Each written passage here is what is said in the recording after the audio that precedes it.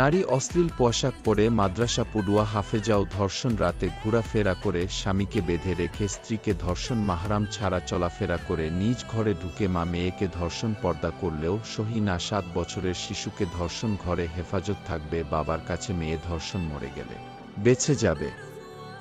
ভারতে মৃত নারীর লাশ ধর্ষণ। আমার নারী জাতিকে দেশারোপ করা বাদ দিয়ে আমাদের দেশ পাল্টাতে হবে, আমাদের দেশের আইন পাল্টাতে হবে, ধর্ষণকারীদের সাজা দিতে হবে, টুকরো টুকরো করে কেটে মৃত্যুদণ্ড, এরকম মৃত্যু দিতে হবে যাতে কেউ ধর্ষণ করার কথা ভাবলেও তার আত্মা যেন কেঁপে উঠে।